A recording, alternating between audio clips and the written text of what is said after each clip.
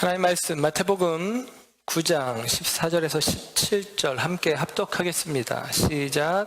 그때에 요한의 제자들이 예수께 나와 이르되 우리와 바리새인들은 금식하는데 어찌하여 당신의 제자들은 금식하지 아니하나이까?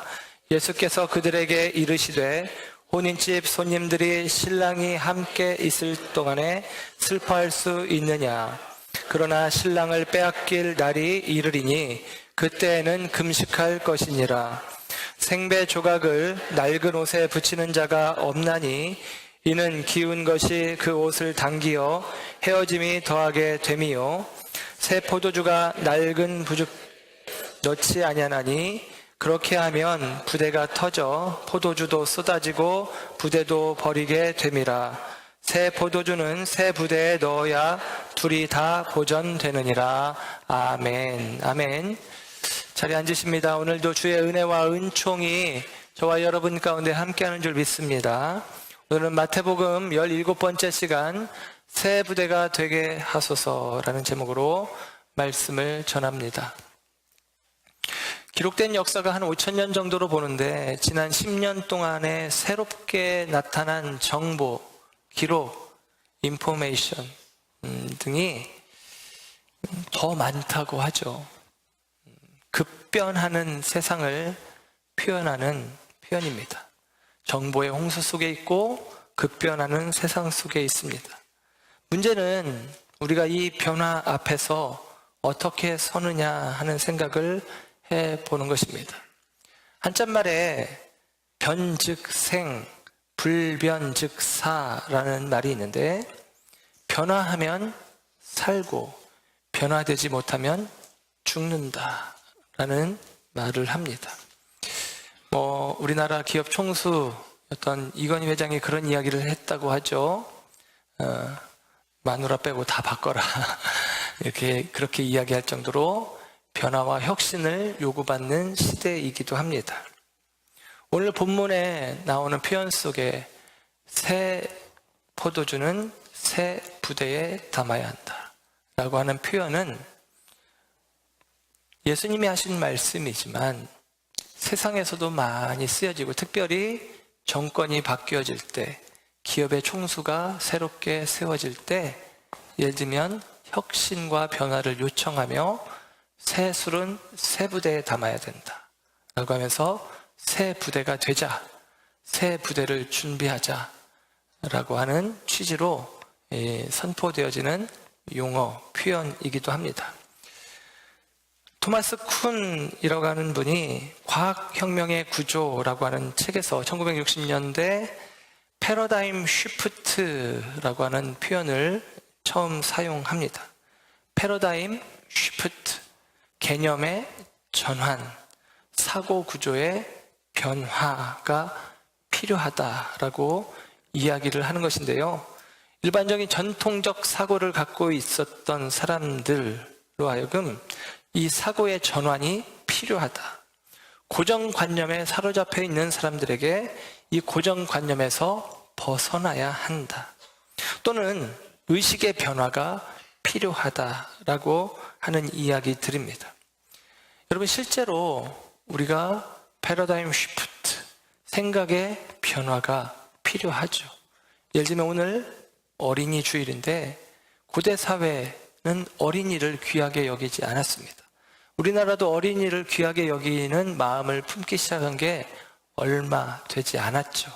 그러나 여러분, 저와 여러분의 미래요, 저와 여러분의 사랑받는 자녀들이 행복하게 그리고 안전하게 자라가야 될 세상을 일구어갈 책임이 저와 여러분 가운데 있고 저와 여러분의 모든 생각이 이 다음 세대를 향한 준비된 마음과 헌신된 마음들이 있을 때에 우리 교회도 예를 들면 지금은 좋고 지금은 부흥하고 지금은 행복하고 그런 걸 넘어서 먼 훗날에도 하나님께서 기뻐 쓰시는 교회가 되어질 줄로 믿습니다. 변화의 시기를 우리나라 역사적으로 보면 우리나라 이제 일제강점기를 맞이하는 시기, 그때가 이제 개화기이면서 변화의 이 격변의 시기라고 할 수 있는데요. 그 개화기와 관련된 재미있는 얘기들의 중심에 있는 한 학교가 이화학당이라고 하는, 오늘날의 이화대학교죠. 이화학당 이야기가 참 재밌게 들려집니다. 이화학당이 이제 만들어지고 여자 학생들을 이제 받았는데 여학생들의 체력이 굉장히 안 좋았대요.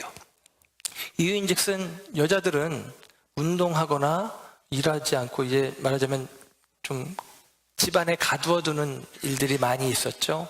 집안에 갇혀서 움직이지 않는 생활을 하다 보니까 몸이 많이 약해서 학업을 제대로 따라오지 못하는 경우들이 있었답니다. 그래서 학교에서 학교 교육의 목표를 지, 덕, 체, 지식을 가르치고 덕성을 함양하고 체, 건강을 훈련하는 그와 같은 방향성을 가지고 학교를 운영하면서 특별히 몸이 약한 여학생들을 생각하면서 체육 활동에도 이제 좀 심혈을 기울였답니다. 그런데 이제 체육 활동을 하잖아요. 여학생들이 체육 활동을 하는데 이제 뜀틀을 하는 일들이 있었답니다. 그런데 그 뜀틀을 하는 일들이 있었을 때에 사람들이 어떻게 반응했냐면 이렇게 반응한답니다. 조선에 망조가 들었다. 아니, 여자들이 어떻게 다리를 벌리고 뜀박질을 할 수 있느냐. 조선에 망조가 들었다. 그렇게 반응을 했었다라는 거예요. 그러면서 이화학당의 출신의 여자들은 며느리로 맞이하지 않겠다. 이렇게까지 양반들이 얘기를 했답니다.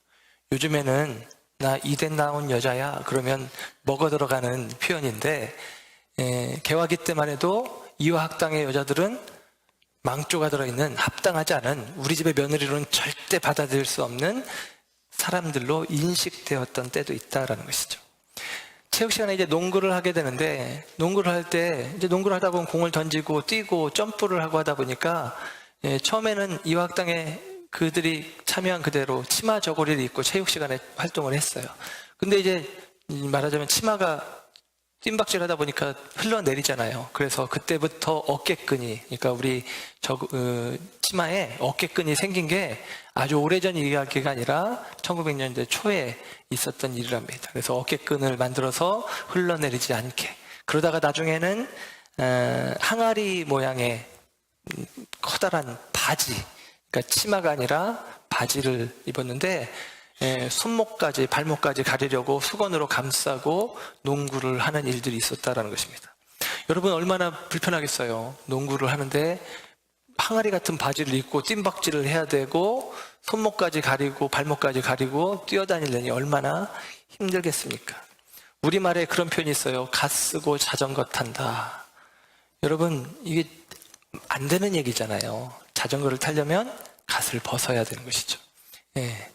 제가 한 번은 자전거를 타고 이제 좀 운동 삼아 출퇴근해야 되겠다 했는데 뭐 땀날 정도는 아니고 옷도 갈아입기가 좀 불편하고 그래서 양복 바지를 입고 자전거를 타고 왔더니 이거 못할 짓이더라고요. 그런데 양복 바지를 입어도 불편한데 도포자락 입고 바람의 저항을 받는 갓을 쓰고 갓 쓰고 아마 달려갔으면 바람의 저항을 받아서 힘들었을 텐데 합당하지 않다라는 것입니다. 그래서 합당한 것들이 우리 가운데 요구되는 것이죠.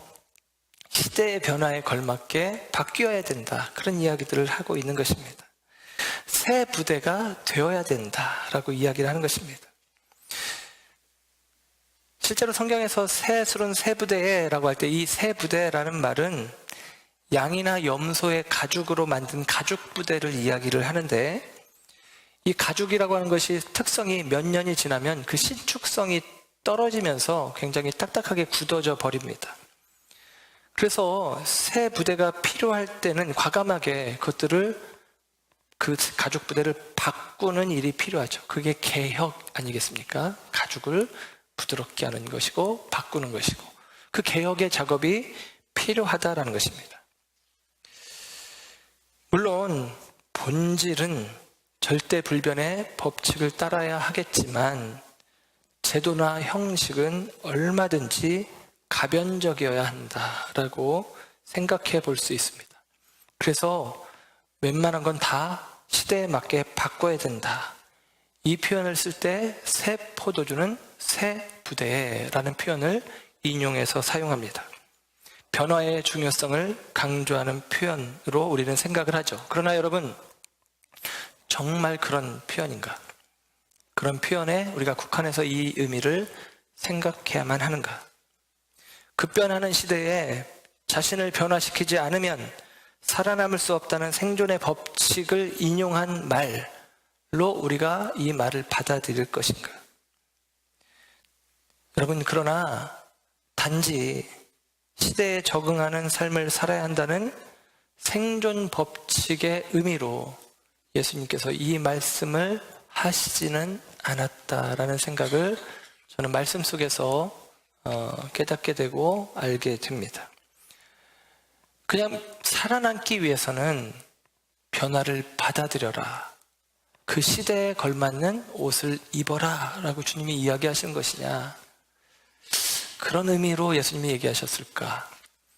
오늘 본문을 통해서 우리가 다시 한번 예수님의 이 말씀, 새 포도주는 새 부대에, 곧 저와 여러분이 새 부대가 되기를 원하는 우리들의 마음이 어떠한 마음이 되어야 할지를 다시 한번 생각해 보기를 원합니다.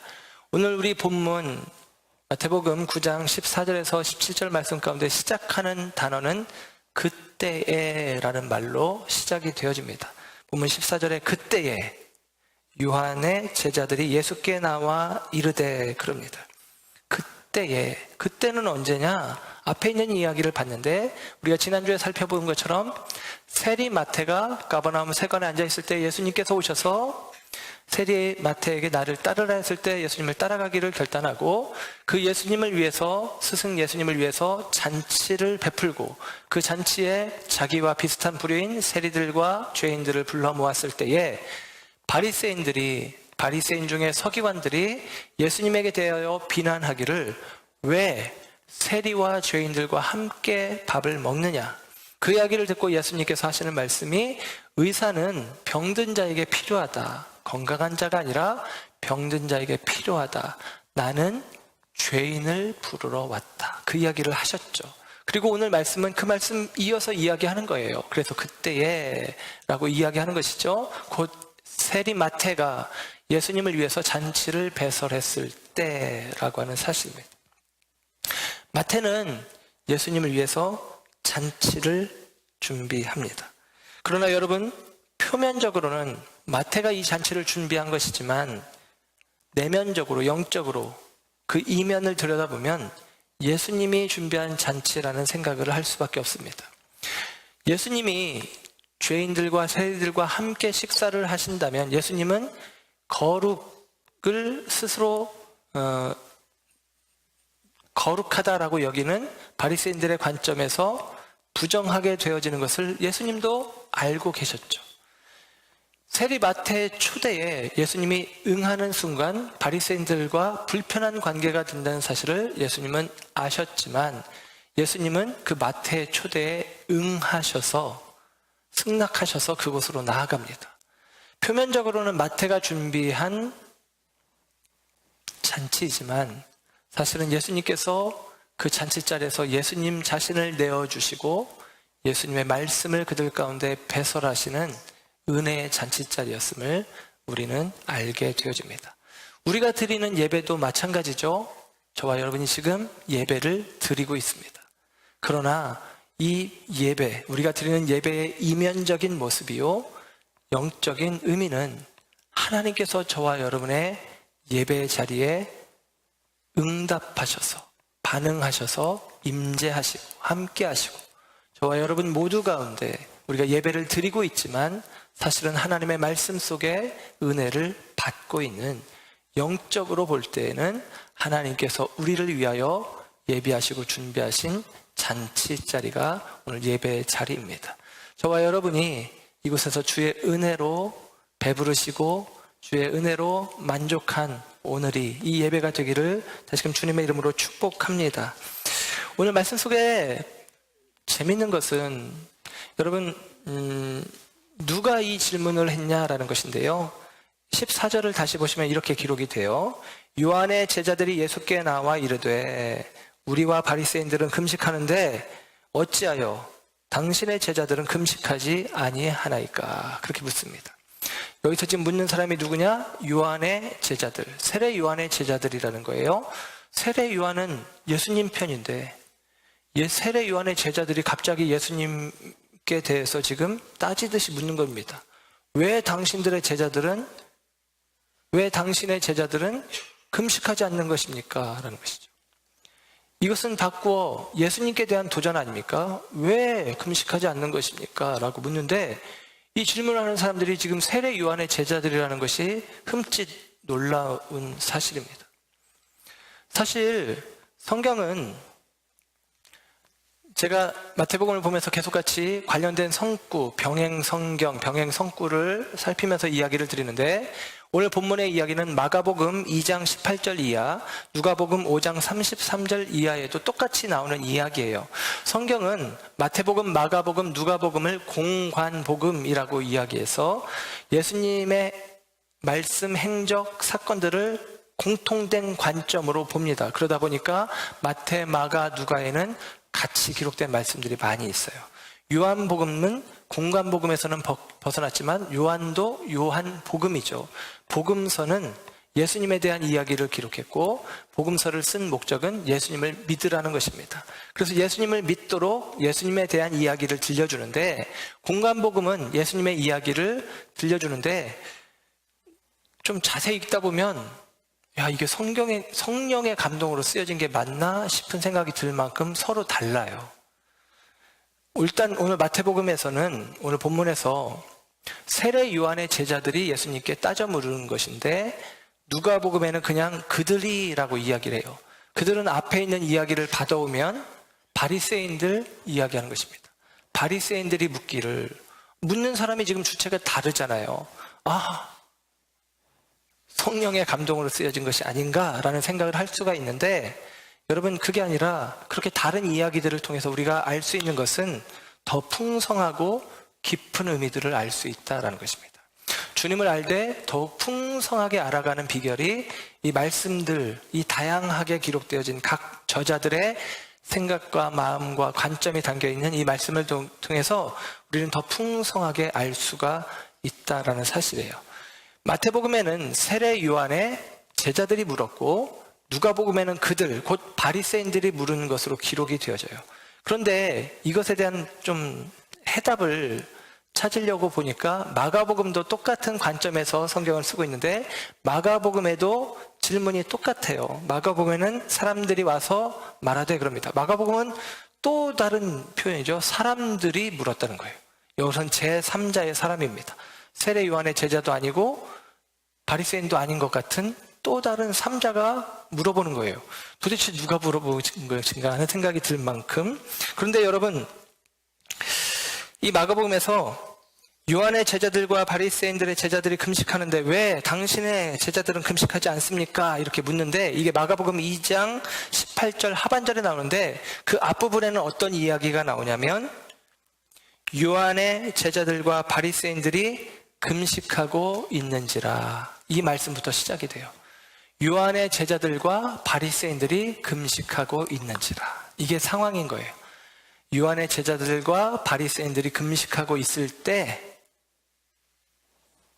예수님의 제자들은 금식을 안 하고 있으니까 사람들이 묻는 것이죠. 그리고 그것을 누가나 마태는 의도를 가지고 자기 입장에서 기록을 해주고 있는 것인데요. 오늘 본문에 시작하는 말 14절에 그때라고 하는 토테라고 하는 헬라어의 의미는 그때, 똑같은 타임, 똑같은 시간대만을 의미하는 것이 아니라 이런 의미도 있어요. 연속성을 가지고 그 일 후에 그런 의미입니다. 그래서 예수님께서 마태를 부르신 사건 후에 이어지는 연관성이 있는 이야기를 설명하면서 그때 표현하는 거예요. 마가복음이나 누가복음도 똑같이 마태를 부르신 사건 이후에 오늘 본문이 기록이 되어져 있습니다. 똑같은 상황 속에서 기록이 되어지는데 그 연속성을 가지고 있는 사건으로 지금 앞에 마태를 부른 사건, 그리고 특별히 마태를 부르고 마태가 예수님을 위해서 잔치를 배설했고 예수님이 세리와 죄인들과 함께 먹고 있다는 사실, 함께 먹고 있다는 사실을 전제로 오늘 말씀이 기록되고 있다라고 하는 사실입니다. 이것을 여러분 마음에 염두에 두고 잔치가 지금 배설되었는데 마태복음의 다른 사본에는 많은이라는 단어가 기록된 사본도 있고 그렇지 않고 누가복음에는 기록되기를 자주라는 단어가 기록이 돼요. 어디 앞에 쓰이냐면 금식이라는 단어예요.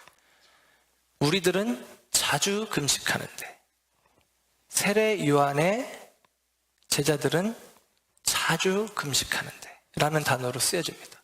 세례 요한의 제자들은 자주 금식하는데 그리고 그들처럼 바리새인들도 금식하는데 당신은 왜 금식 안 합니까? 라는 것이죠. 그리고 이 의미는 더 구체적으로 말씀을 드리면 바리새인들은 예를 들면 유대인들은 그들의 신앙생활에 있어서 굉장히 중요한 신앙 행태, 우리가 예배 드려야 된다, 우리가 무슨 새벽 기도 드려야 된다 이렇게 정해놓은 게 있잖아요. 그 정해놓은 신앙 행태 가운데 중요한 세 가지가 무엇이냐면 금식과 기도와 구제입니다.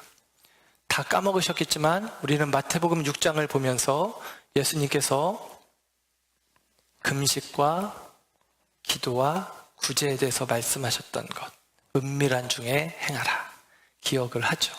그런데 바리새인들은 은밀한 중에 행하지 않고 드러내놓고 그 일들을 하는데 바리새인들 가운데 예를 들면 누가복음 18장 12절에는 바리새인이 기도하는 이야기가 기록이 되어 있는데 거기서는 어떤 표현이 나오냐면 누가복음 18장 12절에 나는 일회에 2번씩 기도하고 그럽니다. 바리새인이 저 뒤에 쭈그려 앉아있는 죄인들을 가리키면서 하나님 나는 저들과 달라요. 저는 일주일에 2번씩이나 금식합니다. 그런 식으로 이야기하면서 설명해요. 실제로 유대인의 문헌에 의하면 바리새인들은 일주일에 이틀씩 금식을 한 경우들이 많다라는 것입니다. 바리새인들은 일반인들보다 더 신앙적인 열심을 가지고 있었기 때문에 칭찬받고 인정받고 대접받았는데 그들은 일주일에 2번씩 금식을 한 거예요.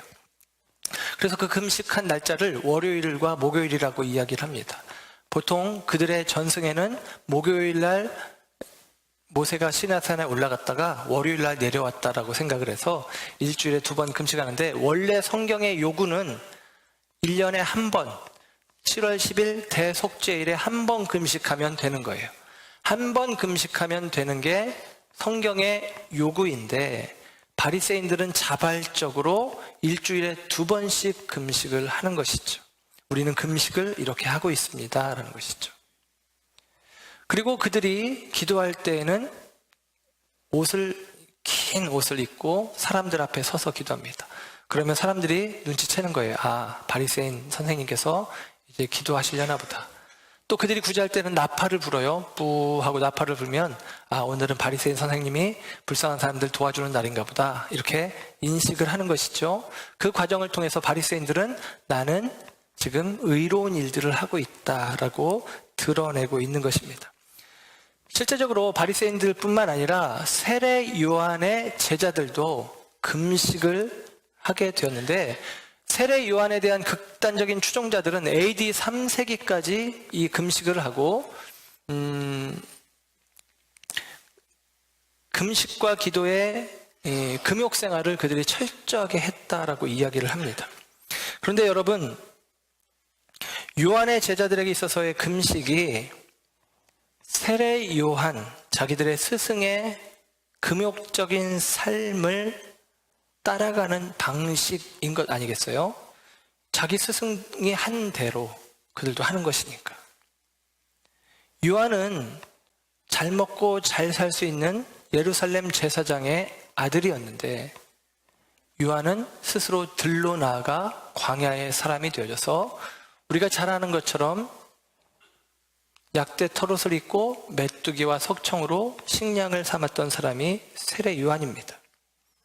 그 세례 요한이 보통 사람들과 같이 먹고 마시는 일을 하지 않고 스스로 금욕적인 삶을 살았던 것이에요. 그러나 우리는 왜 세례 요한이 그런 삶을 살았는지 압니다. 그가 하나님의 나라, 임박한 심판과 그리고 회개 메시지를 선포하기 위함이었었죠. 세례 요한의 메시지는 이것입니다. 회개하라, 천국이 가까웠느니라. 회개하라, 천국이 가까이 왔다라고 선포했어요. 그러니까 회개를 촉구하는 사람이 잘 먹고 배부르게 있으면 안 되잖아요. 금식하는 게 맞는 것입니다. 천국을 향한 기대와 소망 속에 있다는 것은, 천국이 가까이 왔다, 천국을 기대한다라는 것은 지금 이 땅이 천국이 아닌 것이죠. 지금 괴롭고 힘든 것입니다. 그래서 마태복음에는 금식이라는 단어 대신에 마태는 슬픔이라는 단어를 쓰는데, 슬퍼할 때가 아니다라고 예수님 말씀하시는데, 예수님 오시기 전의 상황은 슬퍼할 수밖에 없는 상황인 것입니다.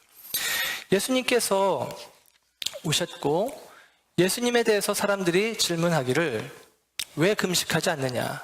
적어도 의미와 또 방향은 달랐지만 세례 요한의 제자들도 바리새인들도 더불어 함께 금식했다라는 사실을 짐작해 볼 수 있어요. 그들이 금식했고 아마도 예수님께 지금 이와 같은 질문을 하는 때는 마가복음의 이야기를 통해서 확인해 보는 것은 월요일이나 목요일날 금식을 했으니까 지금 이 사건이 일어났을 때는 월요일 혹은 월요일이나 목요일, 월요일 혹은 목요일일 가능성이 많이 있습니다. 그리고 이 사건이 마태가 잔치를 배설한 사건과 연관성이 있는 거예요. 실제로 왜 당신의 제자들은 금식하지 않느냐라는 질문에 예수님께서 대답하시기를 오늘 본문 15절에, 마태복음 9장 15절에 이렇게 말씀하십니다. 예수께서 그들에게 이르시되 혼인집 손님들이 신랑과 함께 있을 동안에 슬퍼할 수 있느냐? 혼인집 손님들, 원어에는 혼인집 자녀들인데요. 그 혼인집에 속한 사람들이 슬퍼할 수 있느냐? 이 말이 마가복음과 누가복음에는 그냥 금식할 수 있느냐 이렇게 물어봐요. 금식할 수 있느냐? 금식하지 않는다라는 것이죠. 금식하지 않는다라는 거예요. 우리는 결혼식을 1시간 안에 해야 합니다. 예식장에서 하다 보니까. 제가 예식장에서 주례를 하려고 하면 저에게 설교를 5분 하라고 합니다. 5분 동안 어떻게 설교할지 힘든데 어쨌거나 그렇게 짧게 1시간 안에 해야 그 다음 팀을 받고 하죠. 근데 유대인들은 결혼식을 일주일을 해요. 그 결혼식 일주일의 기간 안에는 월요일과 목요일이 반드시 포함되어 있죠. 결혼 기간에는 금식하지 않습니다. 예수님은 단지 유대인의 문화를 말씀하시는 거예요. 혼인 잔치 자리에 금식할 이유가 없다. 신랑이 있는데 신랑집 자녀들이 금식할 이유가 없다라고 이야기를 하는 것입니다.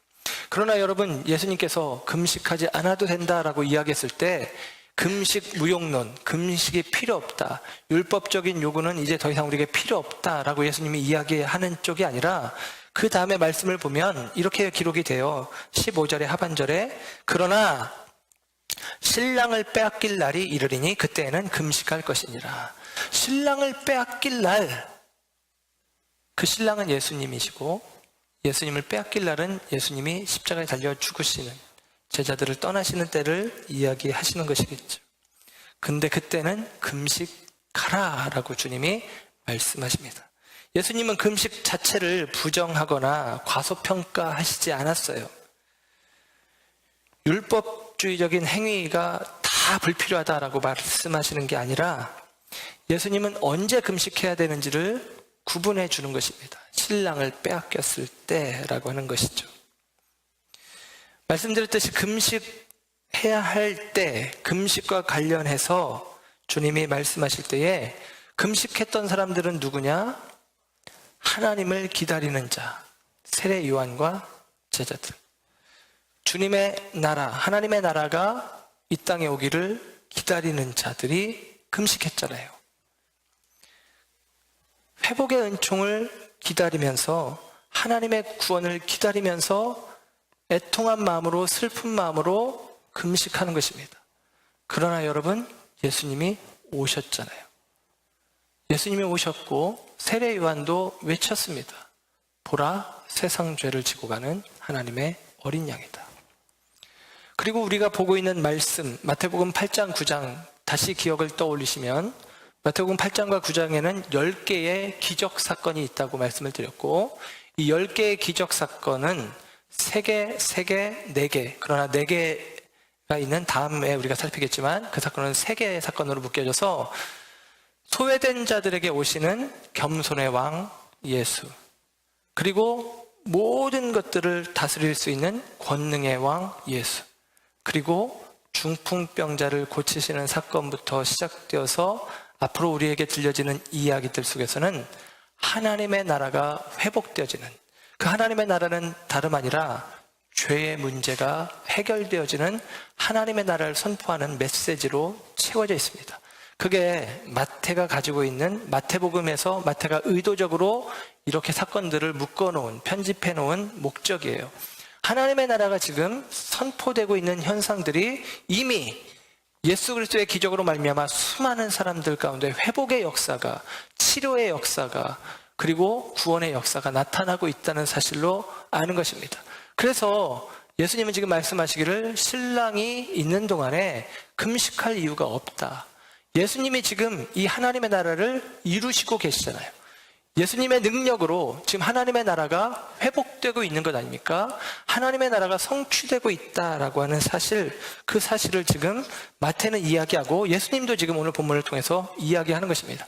다만 오늘 본문을 통해서 우리가 생각해야 될 것은 금식과 그때, 금식을 해야 되는데 그때가 언제냐? 금식과 관련되어서 예수님이 말씀하시는 그때의 의미를 우리가 알 필요가 있고, 그리고 이 말씀을 이어서 예수님께서 비유의 말씀으로, 누가복음의 표현으로는 비유의 말씀을 하셨는데 그게 바로 오늘 옷 조각의 이야기, 그리고 포도주의 이야기로 말씀은 이어지고 있다라는 사실입니다. 여러분, 우리는 보기를 금식이라고 하는 거예요. 금식은 유대교에 있어서는 율법을 잘 지키는 경건한 삶의 표현으로서 중요하게 여겨지던 것입니다. 금식하면 하나님의 법을 잘 지키고 있구나, 우리 식으로 표현하면 믿음 생활 잘하고 있구나 라고 생각을 했단 말이죠. 그러나 여러분, 사람들의 생각은 그 금식의 행위, 곧 율법의 행위로 의롭다함을 인정받는다라고 하는 생각, 곧 율법주의적인 믿음의 생각까지 그들은 나아갔고 그 일은 합당하지 않은 것입니다. 예수님만 성경에 있는 율법의 요구를 충족하실 수 있습니다. 다른 무엇으로도 우리는 율법의 요구, 의로움을 인정받는 율법의 요구를 우리는 충족시킬 수가 없어요. 예수님이 온전히 순종하셨기 때문에 죄가 없으시고, 예수님이 십자가에 달려 대속의 피를 흘리셨기 때문에 저와 여러분이 대신 사는 것입니다. 그 방법 외에는 우리가 하나님의 의를 만족시킬 수 없다라는 것입니다. 십자가는 하나님의 공의인 동시에 사랑이라고 우리가 잘 알고 있습니다. 죄의 삭을 지불해야만 하는 십자가, 그리고 사랑, 그 상충되는 개념의 사랑이 대신 주님이 죽으심으로, 대속제물이 되심으로 저와 여러분이 죽지 않고 살게 되어지는 은혜를 입었다라는 사실이죠. 저와 여러분 가운데 율법의 요구를 완성하는 것은 예수님의 십자가밖에 없다라는 사실을 기억하면서 저와 여러분은 그 십자가를, 우리에게 주어진 십자가를 이유 삼아 금식도 하는 것입니다. 실제로 초대교인들은, 초대교회 크리스찬들은 AD 100년에 쓰여진 디다케라고 하는 사도들의 가르침이라고 하는 문헌에 유대인들과 다르게 그리스도인들은 수요일과 금요일 이틀 금식했다라는 기록이 나옵니다. 그것을 권면한 거예요. 이유는 우리가 지난번 사순절기를 지내고 고난주간을 보내면서 확인했던 성금요일 예배를 떠올리면서, 예수님이 금요일날 돌아가셨죠. 그 의미들을 되새기면서 수요일, 금요일 그렇게 생각을 합니다. 그래서 수요일과 금요일에 금식을 하도록 권면을 받았다라는 것이죠. 우리들의 금식의 기초는 십자가의 모티브를, 동기를 두고 있다라는 사실을 생각해 볼 수가 있습니다. 여러분, 그런 과정 속에서 오늘 예수님께서 두 비유의 말씀을 하십니다. 두 비유의 말씀을 하시는데, 첫째는 예수님께서 생배 조각을 헌 옷에 기워 붙이지 않는다라는 거예요. 누가복음에는 실제로 새 옷, 헌 옷이라는 표현을 썼는데 마태복음에만 생배라고 이야기를 합니다. 여기서 이 생배의 생이라고 하는 말은 아그나포스라는 말인데요. 이 말은 빨지 않은 혹은 줄어들지 않은 그런 의미에서 파생된 말이에요. 여러분, 옛날에는 옷을 한번 사서 입고 빨면 막 쭈그러들고 막 작아지고 그랬잖아요. 그렇게 옷감이 안 좋았는데 2000년 전에도 마찬가지죠. 그렇게 생배 조각이 있는데 그 생배를 낡은 옷에 기워 붙이면 나중에 빨고 나면 다 끌어당겨서 오히려 기운 부분이 더 헤어지고 더 찢어지기 때문에 그렇게 하지 않는다. 예수님께서 그런 말씀을 하시는 거예요. 똑같은 원리로 같은 이야기 속에서 새 포도주를 새 부대에 넣어야지 헌 부대에 넣지 않는다라는 것이죠. 헌 가죽 부대에 넣으면 새 포도주는 발효가 되면서 말하자면 끓잖아요. 끓어오르고 거품이 나고 하면서 결국에는 펑 하고 터져버리는 것이죠.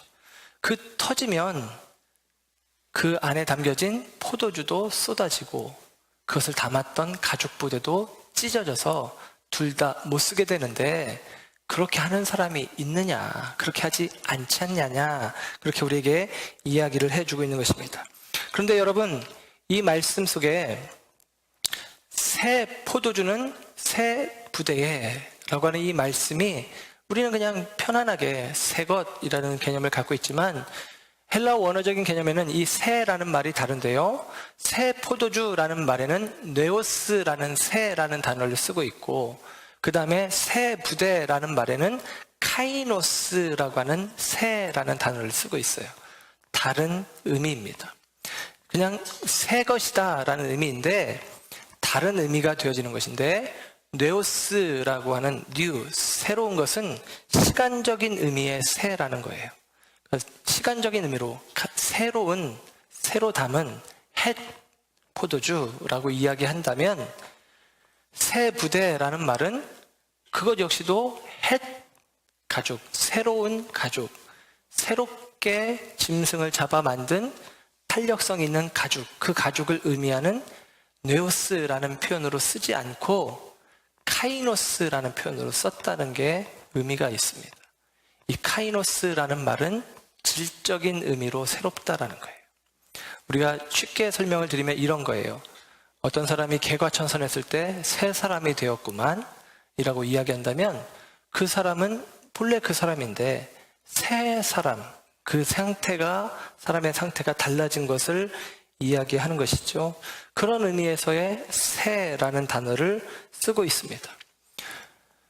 사람들은 익숙한 것을 취하고 익숙한 방식으로 살아가려고 하는 마음들이 있어요.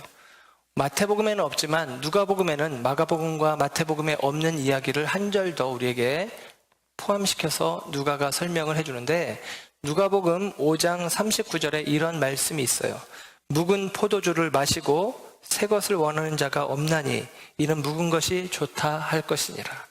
묵은 포도주가 더 좋다. 오래 묵은 포도주가 더 비싸고 좋은 것 아니에요? 예수님이 갈릴리 가나 혼인잔치에서 기적을 베풀었을 때도 처음에 안 좋은 술을 좋은 술을 내고 나중에 안 좋은 술을 내는데, 예수님이 만든 물로 만든 포도주는 더 좋은 술이라고 어떻게 그럴 수 있냐?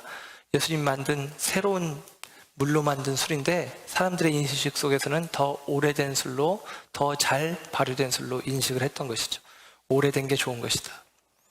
여러분, 우리들은 익숙한 걸 익숙해 합니다. 그러나 여러분, 그것은 새 포도주를 담기에 불과합니다. 율법이라고 하는 그릇을 가지고 하나님의 의를 담아내려고 하는 시도들이 예수님 시대에 있었습니다. 그러나 예수님은 그것이 불가하다는 거예요. 하나님의 복음을 율법주의적인 가치관으로 담아내려고 하면 결국은 그것은 깨어져 버리고 찢어져 버리고 터져 버려서 둘 다 잃어버린다라는 것입니다.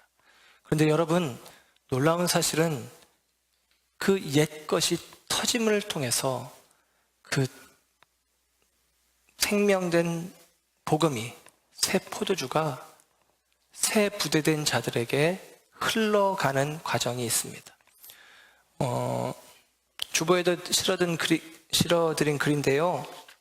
하워드 스나이더가 이런 말을 합니다. 새 포도주는 새 부대라는 말에 책에서 이렇게 이야기합니다. 인간의 본성은 보수적이기를 원하지만 하나님의 본성은 새롭게 하는 것이다. 처음에는 복음을 위해서 만들어진 것들이 마침내 장애물, 즉 낡은 부대가 되는 것이 공통적인 것 같다.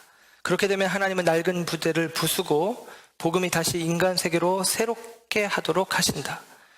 복음은 우리 시대에도 새로움이다. 그것은 아직도 하나님의 능력이다.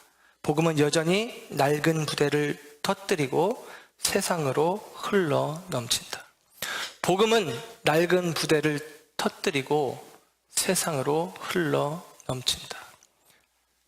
예수님의 비유 속에서 물론 다 잃어버린다, 다 망한다 라고 표현하는 것 같지만, 여러분, 이 바리새인들이 갖고 있던 생각, 그들의 자리가 하나님의 나라에 가까운 줄 알았지만 그들의 낡은 가죽 부대는 터지고 예수님의 복음은 흘러 새 가죽 부대의 마음을 가지고 있는 세리에게, 죄인에게, 이 세상에 주님을 필요로 한 자들에게, 나는 예수다 선포하시는 예수님 앞에 나는 예수님이 필요합니다 라고 고백하는 겸손한 세리에게 새 포도주가 부어지고 있는 사실입니다.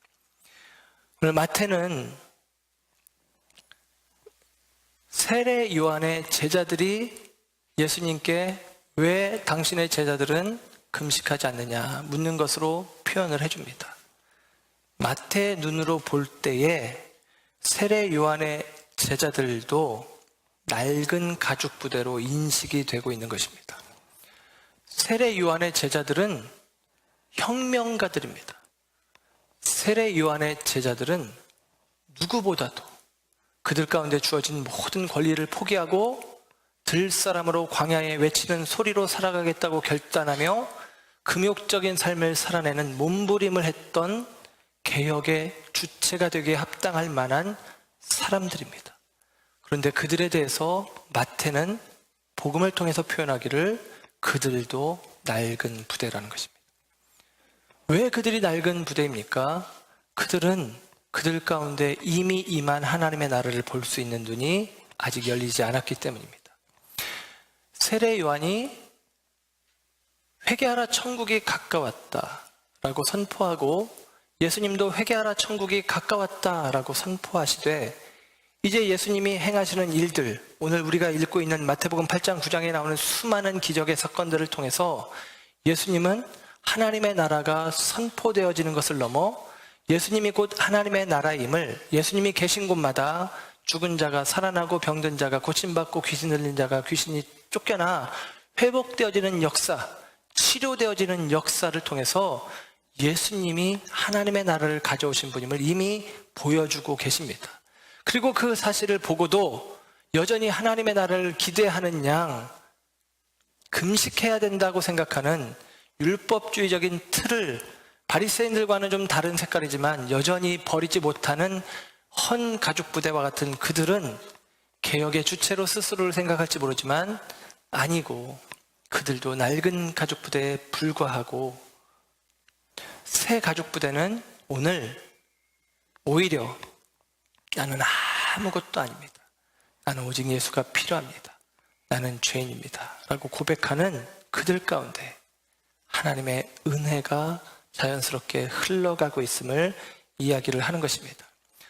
마태가 오늘 본문 이후에 안식일에 관한 이야기를 12장에 기록해 줬어요. 한참 뒤에.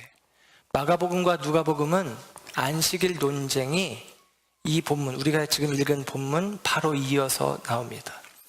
마태는 의도적으로 본문을 분리시켜 놨는데 마가와 누가는 그냥 이 새 포도주는 새 부대라는 개념을 금식과 더불어 안식일의 개념까지 율법에서 중요하게 여기는 개념을 붙여서 기록을 해주고 있어요. 근데 마태는 분리시켰다는 거예요. 좀 어려운 말 같지만 그런 것입니다. 왜냐? 마태도 나중에 마태복음 12장에서 금식 논쟁에 대해서 이야기하고 마태복음 12장 7절에 어떤 이야기를 하냐면 나는 자비를 원하고 제사를 원하지 아니하노라 하신 뜻이 무엇인지 너희가 알았더라면 무죄한 자를 정죄하지 않았을 것이다. 예수님의 제자들이 안식일에 밀 이삭을 까불러 먹은 것을 보고 비난하는 자들에게 하는 이야기입니다. 그 이야기, 너희들이 자비를 원하고 제사를 원하지 아니하노라 하신 뜻을 알았더라면, 이 말씀 기억하시죠? 지난주에. 그리고 오늘 본문 14절에 바로 앞에 있는 13절에 있는 말씀이에요. 나는 너희가 가서 내가 긍휼을 원하고 제사를 원하지 아니하노라 하는 말을 너희가 알았더라면 가서 배워라 라고 이야기하는 것이죠. 같은 말이 지금 9장에 있고 12장에 있는데 사실은 마가복음과 누가복음을 보면 이 이야기는 같은 한 이야기예요. 그런데 마태는 지금 그 이야기를 분리시켜서 지금 새 포도주는 새 부대라는 개념을 자기가 부름받는 이야기의 의미로, 영적인 의미로 끌어안고 있는 것입니다. 저는 모르겠어요. 저는 그렇게 보이는 것입니다. 마태는 그 이야기를 분리시켜서 내가 예수님께 부름을 받고 예수님의 제자가 되어지는, 그리고 내가 지금 주님 앞에서 주님이 내게 선언하는 메시지가 다름 아니라 새 포도주는 새 부대라고 하는 메시지로 자기의 부름을 거기에 지금 연결시키고 있다는 사실입니다. 여러분, 마태가 지금 이야기하는 거예요. 그때에 주님 말씀하십니다. 새 포도주는 새 부대에 담아야 한다. 그리고 이 선언을 마태는 이렇게 받아들이는 것입니다. 나에게 주어진 예수님의 선언입니다. 나 같은 사람도 주님은 새 부대로 여겨주신다라는 것이죠. 나는 주님이 필요해요. 나는 할 수 있는 게 없어요. 나는 죄인이요, 사람들이 미워하는, 싫어하는 세리에 불과합니다. 그러나 주님께서 말씀하시는 것은 세례 요한의 제자들, 그렇게 혁명가로서 합당한 그렇게 금욕적인 삶을 사는 그들이 아니라 사람들이 미워하고 사람들이 비난하고 사람들이 외면하는 세리, 너 마태, 네가 새 포도주를 담기에 합당한 새 부대다라고 선언해 주시는 것입니다. 마태는 그걸 지금 받아들이는 거예요. 여러분, 그렇다면 누가 새 부대입니까? 새 시대에 맞는 새로운 옷을 입고 새로운 능력을 갖추고 그리고 새로운 자격을 취하는 사람들이 아니라 예수님의 말씀 속에서는 나는 주님이 필요합니다 라고 고백하며 주님 앞으로 나아가는 인생, 주님이 나를 따르라 부를 때에 아멘, 나는 주님을 따르겠습니다, 나는 주님을 따라가야만 내 삶이 새롭게 되어질 것을 신뢰합니다 라고 고백하고 주님을 따라가는 인생, 그 인생이 주님이 인정하시는 새 부대다라는 사실입니다. 우리가 어떻게 새 부대가 될 수 있느냐? 그리스도와 함께 하는 것입니다. 나와 함께 하는 자는 금식할 필요가 없다. 나와 함께 하는 자는 슬퍼할 필요가 없다 라고 말씀하시는 것이죠. 주님과 함께 할 때 저와 여러분들이 새 부대로 빚어지는 것이죠. 고린도 후서 5장 17절은 우리가 익숙하게 잘 아는 말씀입니다. 그런즉 그리스도 예수 안에 있으면, 그리스도 예수 안에 있으면 새로운 피조물이라. 이전 것은 지나갔으니 보라, 새 것이 되었도다. 저와 여러분이 그리스도 예수 안에 있기에 새로운 피조물입니다. 그 주님이 우리를 부르실 때에 그렇죠, 주님, 나는 죄인인데 나는 구원자가 필요합니다. 나를 죄에서 건져낼 예수가 필요했습니다. 난 예수님과 함께하기를 원합니다. 나는 주님이 필요합니다. 이 마태의 마음을 품을 때에 저와 여러분들 안에서 우리를 재창조하시는 하나님의 역사가, 우리를 질적인 의미의 카이노스, 새 부대로 만드실 것이고, 하나님의 도래하는 하나님의 뜻의 하나님의 나라, 새 포도주, 새 시대가 저와 여러분을 통해서 이 시대 가운데 선포되어질 것입니다. 오직 주님 안에 거하는 저와 여러분, 주님 안에서 새로운 피조물이요, 새로운 가족 부대가 되어지는 저와 여러분의 삶이 되기를 주님의 이름으로 축복합니다. 기도하겠습니다.